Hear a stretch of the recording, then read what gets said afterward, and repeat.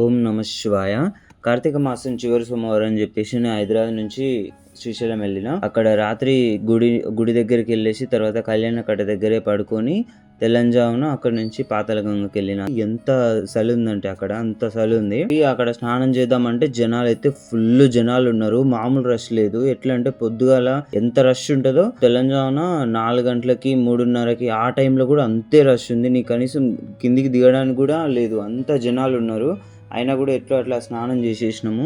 మీకు ఆ పొగ మంచులో తెలుస్తుంది. ఆ దీపాలు, కార్తీక దీపాలు వెలిగించి ఎంత బాగా అనిపించిందంటే నాకైతే మస్తు అనిపించింది. దాంట్లో కూడా పొగ మంచిది ఇంకా బాగా అనిపించింది. నుంచి ఇంకా స్నానం చేసేసి గుడికి స్టార్ట్ అయిపోయినా. గుడికి స్టార్ట్ అయ్యే దారిలో కూడా చాలా మంది జనాలు, ఎంత మంది జనాలు అంటే అసలు మీరు చూసుకోవచ్చు. తర్వాత నేను జనాలను చూసుకొని నాకు అప్పుడే అర్థమైపోయింది ఇందులో మినిమం పక్కా 4-5 గంటలు అయితే పడుతుందని నాకు అర్థమైంది ఫ్రీ దర్శనానికి. ఇట్లా కాదు 150 కానీ 300 దర్శనం కానీ చేసుకుందాం అని చెప్పేసి అని కొంచెం ఆ ఫ్రీ దర్శనం దగ్గర నుంచి కొంచెం ముందుకు వస్తే మనకు అక్కడ టికెట్స్ ఇస్తారు. 300 టికెట్ అడిగిన. 300 టికెట్ ఇచ్చే ముందే అడిగిన ఒకసారి 500 టికెట్ ఎంత అవుతుందని.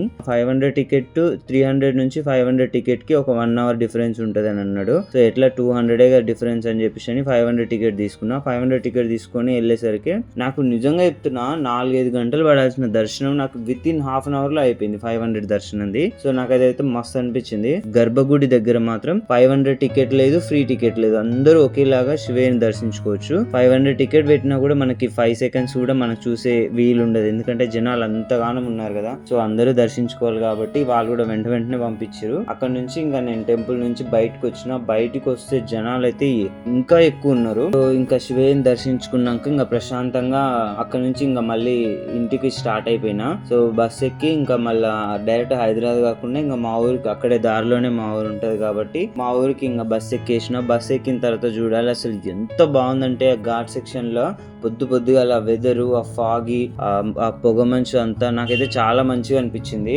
మస్తు అంటే మస్తు అనిపించింది ఆ పొద్దుగా అలా పొగ మంచు అవన్నీ. సో ఇంకా ట్రావెల్ని ఎంజాయ్ చేసుకుంటూ ఇంటికి వచ్చేసిన. సో ఇదన్నమాట నా కార్తీక మాసం చివరి సోమవారం ఇలా గడిచిందనమాట. సో అందరికీ ఓం నమ శివాయ.